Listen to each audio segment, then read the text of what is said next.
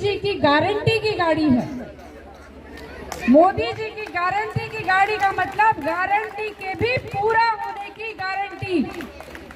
आज आप देख पा रहे होंगे कि आपके गांव में जिस प्रकार से पूरा प्रशासनिक अमला यहाँ पर आकर बैठा हुआ है, वो ऐसे ही नहीं बैठा हुआ है। वो प्रधानमंत्री जी ने कहा है कि गांव-गांव जाइए और जो योजनाओं का लाभ लेने से मेरे भाई मेरे बहन रह गए हैं उन तक पहुंचिए और जाकर उनको योजनाओं का लाभ पहुंचाइए। आज सुशासन दिवस भी है।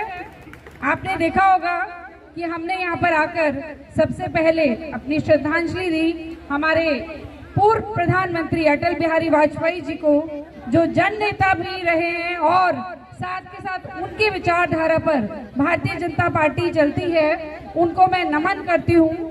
और उसके साथ आपको कहना चाहूंगी कि अटल बिहारी वाजपेयी जी की विचारधारा थी कि अंत्योदय तक, अंतिम व्यक्ति तक लाभ पहुंचना चाहिए और उसी दिशा में मेरी सरकार काम कर रही है।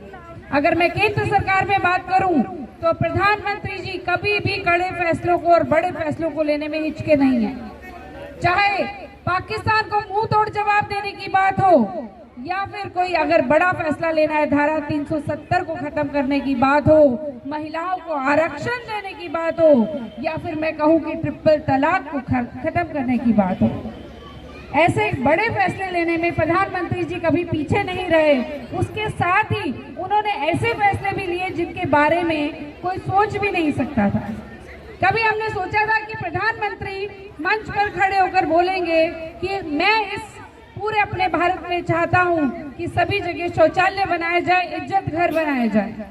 जो खुले में शौच में महिलाएं जाती थी, क्या आपको मालूम है 40% अपराध महिलाओं के साथ तब होते थे जब वो खुले में शौच में जाया करती थी। और एक प्रधानमंत्री जब इस बारे में सोचता है कि खुले में शौच में मेरी बहनें क्यों जाएं और शौचालय बनाने की एक मुहिम बन जाती है और हर एक गांव में घर घर में इज्जत घर बन जाते हैं और बाहर जाने की आवश्यकता नहीं रहती, ये जो सोच है ये मेरे प्रधानमंत्री की है। प्रधानमंत्री मोदी जी कहते हैं कि 2047 तक हम विकसित राष्ट्रों में आ जाएंगे। हम सुना करते हैं कि ब्रिटेन की बात करते हैं, अमेरिका की बात करते हैं, फ्रांस की बात करते हैं और सब जगह बात करें कि बहुत डेवलप हो गए हैं पूरा राष्ट्र, पूरा देश वो जो है डेवलप हो चुके हैं और हम उसी डायरेक्शन में हैं। हम 5वीं सबसे बड़ी अर्थव्यवस्था हैं और हम विकसित राष्ट्रों की तरफ अगर हम बढ़ रहे हैं तो हमारे व्यवहार में भी वैसे ही परिवर्तन आने चाहिए। कई बार ऐसा नहीं होता कि जो लोग हैं सड़क पे चलते चलते कूड़ा गिरते हैं और उस स्वच्छता अभियान के बारे में भी सोचना मेरे प्रधानमंत्री की सोच है, आपके प्रधानमंत्री की सोच है। धन्यवाद देती हूँ प्रधानमंत्री मोदी जी का कि उन्होंने ऐसे विषयों पर भी अपनी बात रखी, जिस ऐसी योजनाएं जो जनता तक पहुंचे। हम ये कहते थे कि शिक्षा का अधिकार मिलना चाहिए, लेकिन क्या स्वास्थ्य के अधिकार के बारे में हमने कभी सोचा था कि सबको स्वास्थ्य का अधिकार हो, कि कभी भगवान ना करे बीमार पड़ जाएं तो ये ना सोचना पड़े कि पैसे कहाँ से आएंगे। लेकिन हमारे प्रधानमंत्री जी ने आयुष्मान योजना चलाकर जितने भी भारतवासी हैं उनको कह दिया कि अगर भगवान ना करे बीमार पड़ जाते हो तो डरने की जरूरत नहीं है, परेशान होने की जरूरत नहीं है, तुम्हारी सरकार तुम्हारे साथ खड़ी है।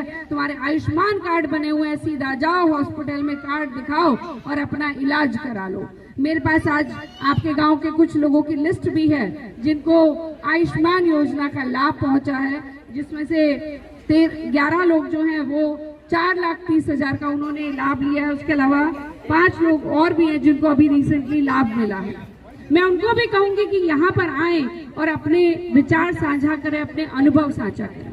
इसमें कोई शर्म की बात नहीं है। सरकार आपकी, पैसा आपका, सरकार भी आपकी है और पैसा भी आपका है, लेकिन जितना आप अनुभव यहाँ पर शेयर करेंगे उतना ही लोगों को पता चलेगा कि हमें सरकार क्या क्या। भारत संकल्प यात्रा यहाँ पर आई है, उसके पीछे एक उद्देश्य सबसे मुख्य ये भी है कि जो लोग अवेयर नहीं है, जिनमें जागरूकता नहीं है, जिनको ये नहीं पता कि कौन कौन सी योजनाएं चल रही हैं, उन योजना के बारे में भी वो जान सके। मैं आपको यही कहना चाहूंगी, केंद्र सरकार में अगर मोदी जी ने विकास की पूरी बयार बाहर रखी है तो उधर नहीं छोड़िए।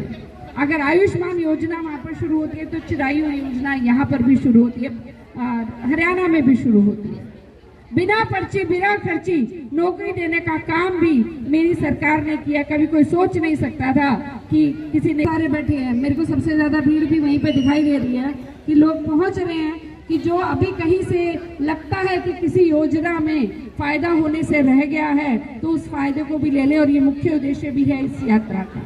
तो वो पोर्टल बनाने का काम इसलिए किया है ताकि जो भी काम है उसके लिए आपको किसी नेता के चक्कर ना काटने पड़े, ना ही किसी और के चक्कर काटने पड़े। जाए और सीधा अपना मोबाइल खोले और पोर्टल पे जाकर अपना काम करा ले। पूरी की पूरी टेक्निकल इशू है या किसी और कारण से आप योजना का लाभ लेने से रह गए हैं तो गांव-गांव में ये यात्रा जा रही है कि देखो कहीं पर कोई कमी रह गई है तो उसको भी पूरा करने का काम मेरी सरकार कर रही है।